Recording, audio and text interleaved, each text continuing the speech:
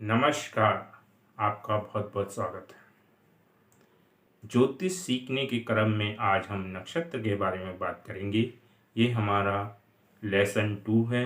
Lesson 1 मैं already आपको बता चुका हूँ। अगर किसी ने नहीं देखा है तो प्लीज़ उसको मेरे चैनल पे जाकर देख सकते हैं। जैसा कि मैंने आपको पिछले वीडियो में बताया था कि ज्योतिष के मूलतः 4 स्तंभ होते हैं, जिसमें नक्षत्र होता है, राशि होती है, ग्रह होता है और कुंडली के भाव होते हैं। इन सब के मिले जुले असर के अनुसार ही हम किसी का भूत भविष्य और वर्तमान पता कर पाते हैं। तो आज हम नक्षत्र के बारे में आपको बताने वाले हैं। जैसा कि मैंने पिछले वीडियो में बताया था कि हमारे ब्रह्मांड में चारों तरफ अगर आप देखेंगे तो तारों का समूह या कई सारे तारे आपको दिखाई देते हैं। तो तारों के समूह को ही हम नक्षत्र कहते हैं।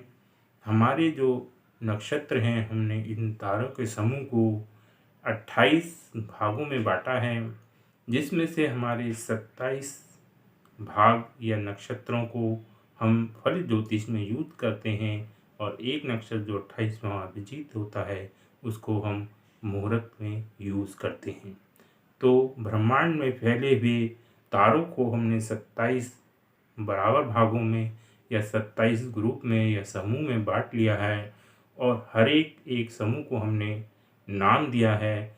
तो उन 27 नक्षत्रों को हम अपने ज्योतिष में इस्तेमाल करते हैं। अब आपको पता है कि हमारा ब्रह्मांड गोलाकार है, तो 360 डिग्री का हमारा ब्रह्मांड होगा। अगर हम इसको सेंटर ले लें, इसको 0 डिग्री माने, तो इस प्रकार से हम इसके अगर 27 भाग करें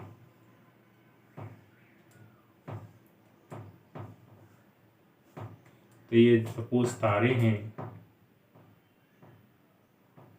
तो ये इतना पोर्शन यानी कि 0 से लेके यहाँ तक का पोर्शन एक नक्षत्र कहलाएगा। यानी कि अगर ये पूरा 360 डिग्री का है तो एक नक्षत्र का मान निकालने के लिए, क्योंकि हमने 27 भागों को डिवाइड किया है, तो एक नक्षत्र का मान करीब 13.33 आएगा। और हम जानते हैं कि 1 डिग्री का मान 60 मिनट होता है। तो हम ये तो 13 डिग्री पूरा कंप्लीट है। अब 0.33 यानी कि लगभग 1 डिग्री का 1/3 पार्ट है। तो अगर 1 डिग्री 60 मिनट है तो उसका 1/3 कितना हो जाएगा? 20। यानी कि हम इसको 13 डिग्री 20 मिनट लिख सकते हैं। या हम अगर ज्योतिष की भाषा में कहें तो 13 अंश 20 कला का हमारा एक नक्षत्र होता है। यानी कि अगर ये 0 से शुरू हुआ है तो 13 डिग्री 20 मिनट पे जाके एक नक्षत्र खत्म हो जाएगा। यानी कि 0 से 13 डिग्री 20 मिनट तक हमारा एक नक्षत्र होगा। अब दूसरा नक्षत्र कहाँ से शुरू होगा? वो 13 डिग्री 20 मिनट से शुरू होगा और उसकी वैल्यू भी 13 डिग्री 20 मिनट ही होगी, क्योंकि हर एक भाग जो हमारा 13 डिग्री 20 मिनट का आया है। तो ये 13 डिग्री में अगर 13 डिग्री 20 मिनट और जोड़ दें तो ये 26 डिग्री 40 मिनट तक, यानी कि दूसरा नक्षत्र जो है 13 डिग्री 20 मिनट से शुरू होगा और 26 डिग्री 40 मिनट तक जाएगा। इस तरीके से आप 13 डिग्री 20 मिनट जोड़ते जोड़ते आप यहाँ पे आएंगे तो ये लगभग 360 डिग्री हो जाएगा। इस प्रकार आपने एक नक्षत्र की मान निकाल लिया 13 डिग्री 20 मिनट। अब हम इस नक्षत्र के भी 4 चरण होते हैं, 4 भागों में डिवाइड करते हैं। यानी कि एक नक्षत्र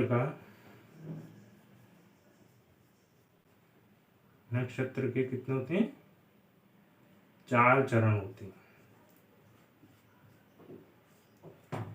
तो अगर एक नक्षत्र 13 डिग्री 20 मिनट का है तो हम अगर एक चरण की वैल्यू निकालें तो 13 डिग्री 20 मिनट को 4 से डिवाइड कर देंगे तो लगभग ये 3 डिग्री 20 मिनट का आता है।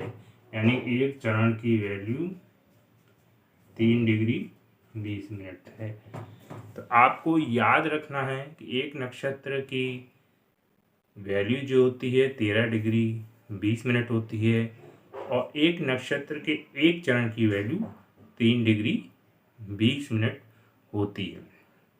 अब ये 27 नक्षत्रों को जो नाम दिए गए हैं वो इस प्रकार से हैं। पहले नक्षत्र जो है हमारा अश्विनी का होता है, दूसरा भरणी, तीसरा कृत्तिका, चौथा रोहिणी, मृगशिरा, फिर छठा आगमन, फिर सातवां पुनर्वसु, आठवां पुष्य, 9 आश्लेषा।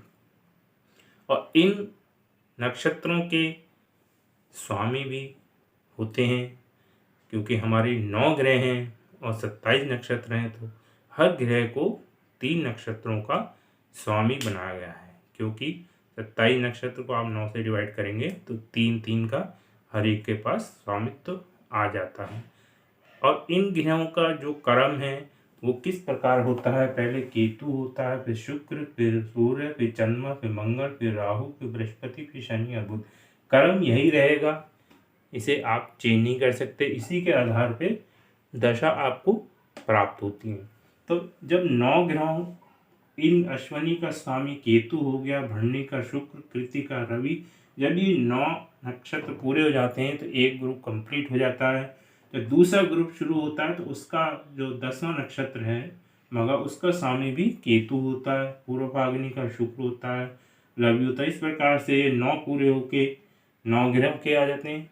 फिर जब दोबारा शुरू होता है तो फिर से केतु का मूल, पूषाढ़ा, यानी कि केतु के 3 नक्षत्र, पहला नक्षत्र 10वां और 19वां अश्विनी मघा मूल केतु के होते हैं, दूसरा भरणी 11वां पूर्व फाल्गुनी, 20वां पूर्वाषाढ़ा, ये शुक्र के होते हैं। इसी प्रकार से ये 3 नक्षत्र रवि के, ये 3 चंद्रमा के, ये मंगल के, राहु के, ये इस प्रकार के।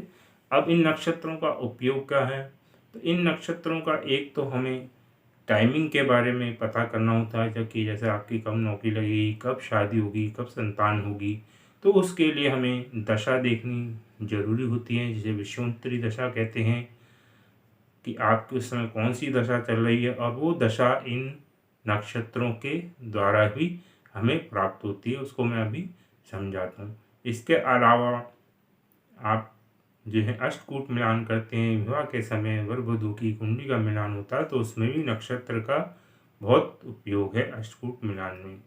उसके अलावा मुहूर्त में नक्षत्रों का बहुत उपयोग है। और दूसरा केपी एस्ट्रोलॉजी में तो पूरी नक्षत्र पे आधारित होती है, जो आजकल आधुनिक चल रही है।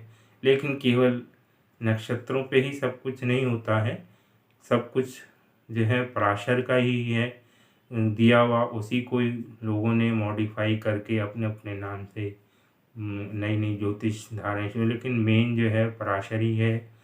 तो उसमें जो है नक्षत्र के स्वामी का भी रिजल्ट्स ग्रह देते हैं। केपी में तो स्पेशली यही कहा जाता है। तो हम यहाँ पर पराशरी जी सीख रहे हैं, तो इसमें नक्षत्रों का उपयोग ज़्यादातर दशा के लिए, मुहूर्त के लिए और अष्टकूट मिलान के लिए किया जाता है। तो दशा जैसे निकालनी हो तो उसके लिए आपको चंद्रमा देखना पड़ता है। वैसे तो आजकल सॉफ्टवेयर में मोबाइल से या आप कंप्यूटर से देखेंगे तो डायरेक्ट आपको दशा प्राप्त हो जाएंगी, लेकिन ये आती कैसे हैं ये थोड़ा सा समझना जरूरी है। जन्मकालीन समय में, यानी कि जब आपका जन्म हुआ उस समय चंद्रमा जिस नक्षत्र में गोचर कर रहा होता है, यानी कि जिस नक्षत्र में होता है, उसके स्वामी की आपकी पहली महादशा होती है। यानी कि अगर मान लो चंद्रमा आपका मृगशिरा नक्षत्र में गोचर कर रहा था जन्म के समय, तो मृगशिरा का स्वामी मंगल होता है, तो आपकी जो जन्मकालीन पहली दशा होगी वो मंगल की महादशा होगी। और जब मंगल की महादशा आपकी कंप्लीट हो जाएगी, जो मंगल का 7 साल का पीरियड होता है, उसमें आपका चंद्रमा कितना चला हुआ उस हिसाब से 7 साल से कम भी हो सकती है, लेकिन मंगल की जो महादशा है वो 7 साल की होती है।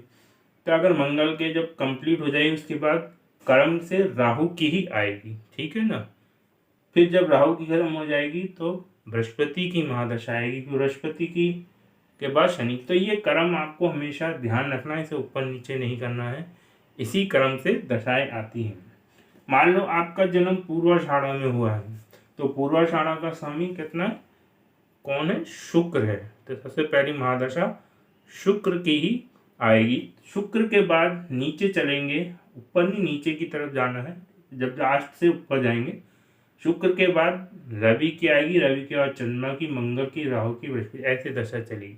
मान लो किसी का विशाखा में हुआ है तो पहले बृहस्पति की महादशा आएगी, विशाखा में चंद्रमा है उस समय, तो फिर बृहस्पति की, शनि की, फिर बुध की। अब बुध के बाद किसकी आएगी, सीधे ऊपर जाएंगे केतु की, यानी कि ऊपर से नीचे चलेंगे और फिर नीचे से सीधे ऊपर चलेंगे। तो ऐसे आपको दशाएं प्राप्त होती हैं। तो आज आपने सीखा कि नक्षत्र जो हैं हमारे 27 होते हैं। हमारे ब्रह्मांड को हम 360 डिग्री में बांटते हैं, तो जो तारों का समूह जो 27 समूह बनते हैं, तो हर एक समूह को हमने नाम दिया है। तो उनके नाम ये हैं, उनके स्वामी की, हर एक स्वामी जो ग्रह है उसको 3-3 नक्षत्र दिए गए हैं। और दशाएं भी आपको मैंने बता दिया किस तरीके से निकालेंगे।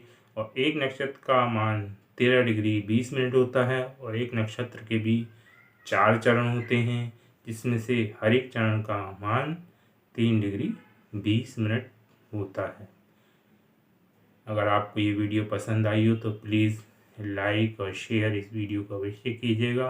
और अगर आपने अभी तक मेरा चैनल सब्सक्राइब नहीं किया है तो प्लीज़ सब्सक्राइब भी कीजिएगा और बेल आइकन को अवश्य दबा दें, जिससे कि मेरे आने वाले वीडियो आपको समय से प्राप्त हो सके। तो इस वीडियो में इतना ही, धन्यवाद।